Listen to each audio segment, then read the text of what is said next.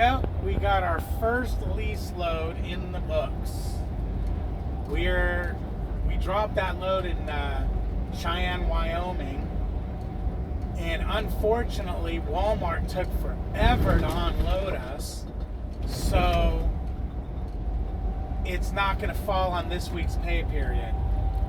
It's going to fall on next week's pay period. So basically, this week we're not going to get any money from doing. We've got no loads in this week because of sitting around the terminal waiting for the truck and lease and everything. So that happened, and yeah, that sucks. But next week's pay period should be extra good because it's got a job from this week's pay period in it. They went ahead and put a pre-plan on us and asked, hey, are you going to be able to do this pre-plan? Well, I looked at it and I did the math, and it's like, damn, it picks up in Loveland, Colorado, 57 miles from where we were. So I looked at it and I said, damn, okay, if we can pick it up a little early, this will be no problem. But it didn't say what the load was or anything. So I messaged him and I said, hey, is this a live load, drop and hook? Is it ready to go? It just had a window on it. So he came back and he says, yeah, it shows that it's loaded and it's in trailer such and such. It's a drop and hook. I said, sweet, yeah, we can do it. So after an hour goes by, I'm like, huh. After 2 hours go by, I go, okay, this ain't gonna work anymore. And why that is okay, it's a drop and hook, and so more than likely we can pick it up a little late. Ain't gonna be a problem, I'm sure. The problem is I know where we're delivering it at. It's actually to a store, and if I were to leave the 01 at the pickup time and drive straight to the store, doing my 10-hour break and everything, I would get there like an hour early. So we were really pressed for time getting it from point A to point B. So now that the pickup is not going to be on time, definitely the 90's not. So I went ahead and when I realized this was going to happen, I messaged dispatch and I said, hey, I'm not liking these times anymore.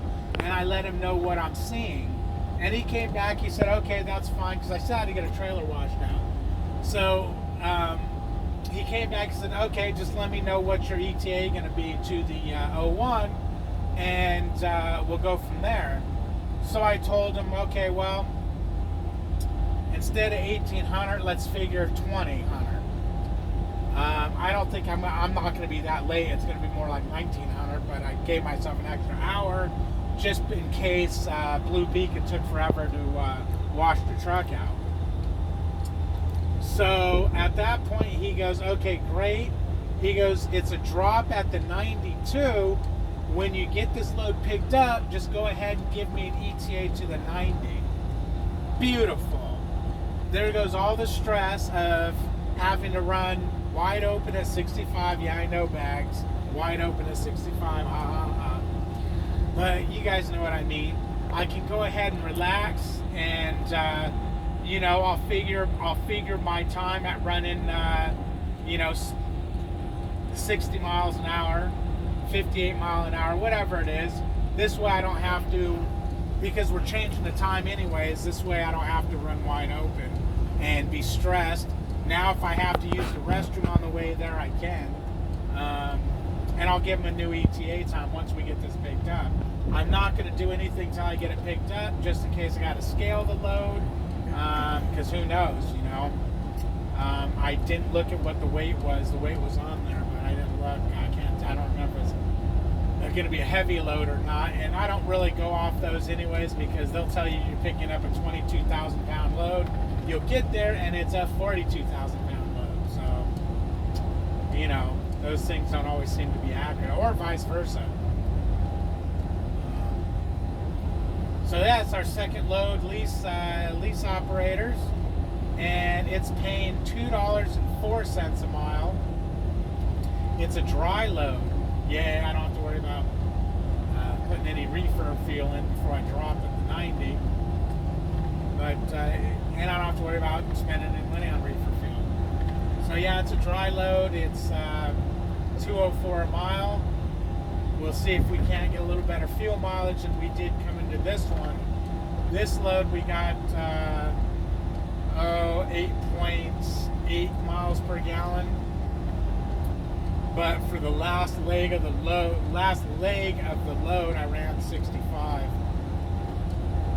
to get us where I needed to be.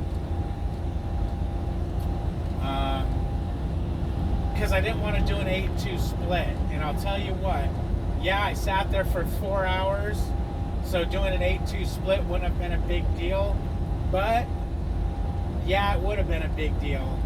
It would have been a big deal. I'm not going to go into why it would have been, but it would have been. This worked out better, me getting the 10 in, and not having to mess my clock up when I got to the 990.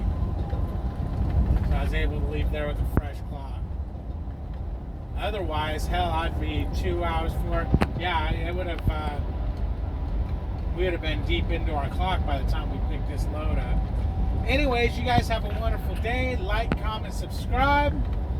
And ring the bell. Talk to you soon.